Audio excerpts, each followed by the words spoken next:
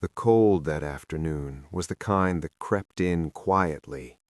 It did not announce itself with snow or sharp wind. It slipped through thin fabric, through worn shoes, through the small gaps people forgot existed when they still had homes. It settled into bones and stayed there, patient and stubborn. The man stood just outside the McDonald's, under the narrow strip of roof meant to keep customers dry for the few seconds it took to open the door. He did not stand too close. He never did. Standing too close invited words, looks, sometimes anger. Standing a little farther away made him easier to ignore. He had learned that lesson a long time ago. His coat was old and too light for winter. The zipper no longer worked, so he kept it closed with a bent safety pin. His hands were red and cracked, fingers stiff as he rubbed them together for warmth. He kept his head slightly lowered, not out of shame exactly, but out of habit. His name was Samuel. Once, long ago, it had been a name spoken with affection, a name called from the next room, a name shouted happily when a small pair of feet ran toward him at the end of a long day. Now it was mostly a name he carried silently, like everything else. He watched people go in and out of the restaurant. Children pressed their faces against the glass, pointing excitedly at pictures of burgers and fries. Parents held cups of coffee, eyes tired but focused forward. Teenagers laughed loudly, careless and warm. Each time the door opened, a wave of heat and smell washed over him. Fried potatoes, bread, melted cheese. His stomach tightened painfully. He had not eaten since the previous morning. Still, he did not move. Samuel did not beg loudly. He did not hold a sign. He did not shout stories at strangers.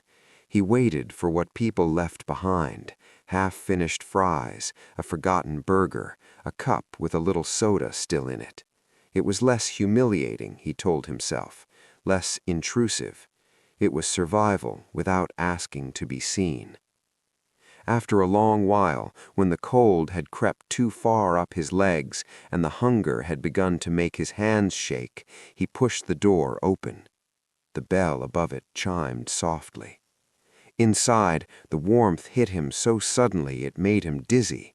The noise followed, machines beeping, trays sliding, voices overlapping.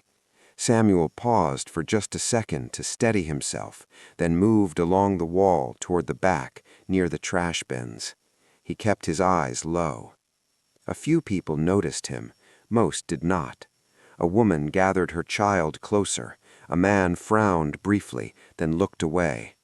No one said anything. Samuel waited. At a table near the window, a family stood up to leave. The father stacked the trays carelessly. One burger sat untouched, its wrapper still clean. A few fries lay scattered, golden and soft. Samuel's throat tightened. He waited until the family disappeared through the door. Then slowly, deliberately, he stepped forward. His movements were careful, almost respectful, as if approaching something fragile.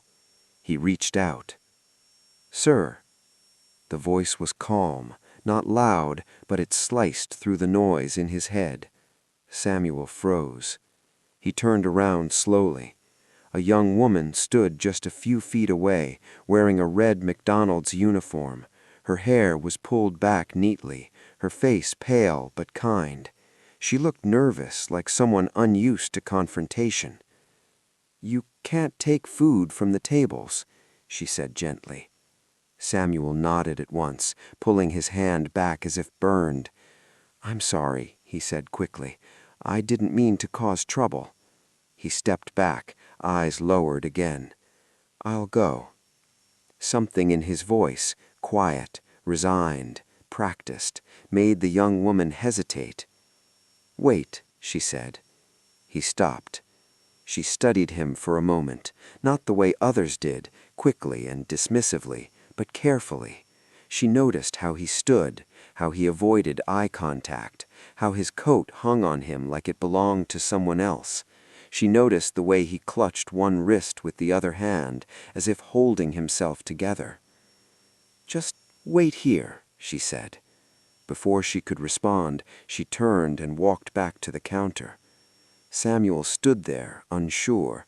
He expected security, or a manager, or nothing at all. Instead, a minute later, she returned with a small paper bag and a cup.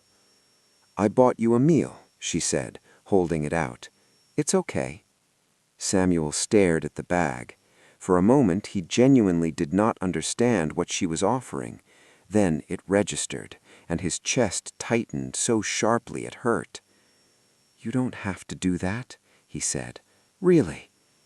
"I know," she replied, "but I want to." His hands shook as he took the bag. "Thank you," he said. The words felt small, inadequate. He sat at a corner table far from the others and opened the bag slowly. He ate carefully, savoring each bite, as if the food might disappear if he moved too fast. The warmth spread through him, easing something that had been clenched for days. The young woman pretended to clean nearby tables, but her eyes kept drifting back to him.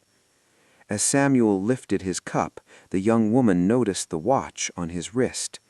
It was old, very old, scratched glass, cracked leather strap, held together by a thin rubber band. It looked out of place, like something from another life. Her breath caught. She walked over again, slower this time.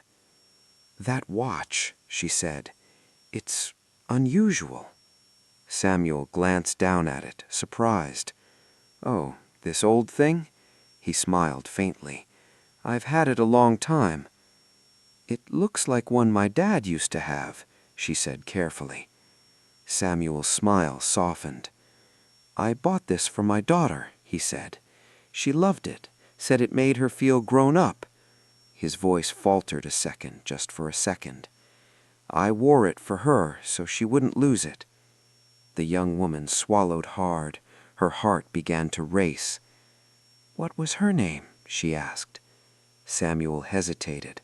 He hadn't said her name out loud in years. "Emily," he said quietly. The sound of it landed between them like something alive. The young woman felt the room tilt. Her hands grew cold. "And your name?" she asked, barely above a whisper. "Samuel," he replied. "Samuel Carter." She stared at him, eyes filling. Slowly, as if afraid to break something fragile, she rolled up her sleeve of her uniform. "There's a scar here," she said. "I fell off my bike when I was 6. My dad carried me all the way home." Samuel looked. The world narrowed to that small, pale line on her wrist. He stood up so abruptly his chair scraped loudly against the floor. "No, no, that's not—" He looked at her face, really looked this time, the shape of her eyes, the way her mouth tightened when she was nervous, the echo of a smile he once knew better than his own reflection. "Emily?" he said, his voice breaking completely. She nodded, tears spilling freely now. "Dad," she whispered. "Dad." The word shattered him. Samuel's knees buckled. He reached out, unsure, trembling, as if she might vanish if he touched her.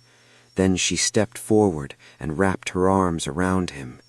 He collapsed into her embrace, sobbing openly, clutching his daughter like a man who had been drowning and finally reached air. "I'm here," she whispered over and over. "Dad, I'm here."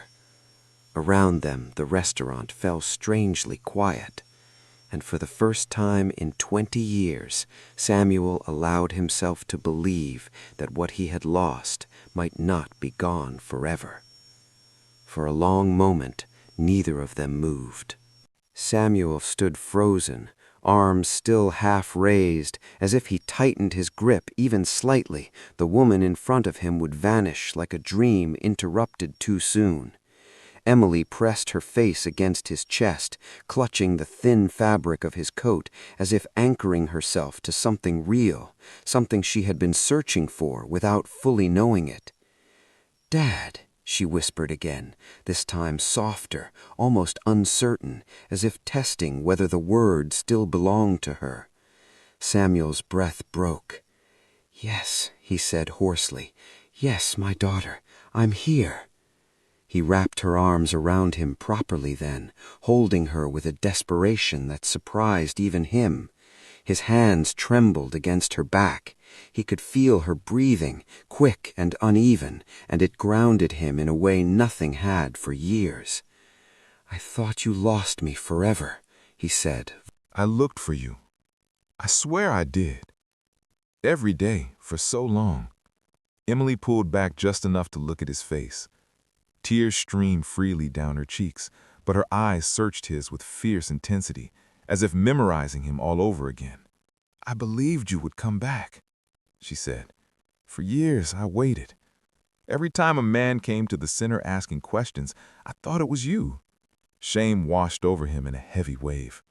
"I wasn't strong enough. I should have found a way. I should have never let go of your hand." Emily shook her head firmly. "No," she said. "You didn't leave me. Life took us apart." Her voice steadied as she spoke, surprising herself. "But it didn't erase you. Not once." They stayed that way, father and daughter standing in the middle of a fast food restaurant, time folding inward around them. The world slowly returned. Soft murmurs, the hum of machines, the distant sound of a child laughing, but none of it reached them. Eventually, a woman approached, hesitantly. She wore a manager's badge and held her hands together, unsure whether to interrupt.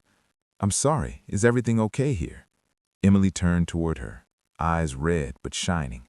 "This is my dad," she said simply. The manager paused, then smiled, visibly moved. "Why don't you both sit down? Take as much time as you need." They sat at the same small table where Samuel had eaten minutes earlier, though it felt like a lifetime ago. Emily brought him water. He drank slowly, still watching her, afraid to look away. "You grew up," he said quietly, almost to himself. "I missed everything." Emily reached across the table and took his hand. "You're here now, Dad. That counts." Her fingers were warm, strong, real. Samuel nodded, tears slipping down his face without resistance. "Tell me about your life. Please, tell me everything." And she did. She told him about the foster homes, some kind, some careless, about the family who eventually adopted her, not cruel, but distant, unsure how to love a child who carried so much silence. She told him about school, about working part-time since she was 16, about choosing McDonald's because it felt temporary, because nothing in her life had ever felt permanent. "I always felt like something was missing, like I was waiting for a door to open." Samuel listened without interrupting, absorbing each word like water in a desert. When she finished, he spoke. "I lived in shelters, sometimes on the streets. I kept this watch because it reminded me I was still your father, even when I didn't feel like a man anymore." Emily reached out and gently touched the watch. "You never stopped being my dad," she said. When her shift ended, she took off her apron and folded it neatly, hands still shaking slightly.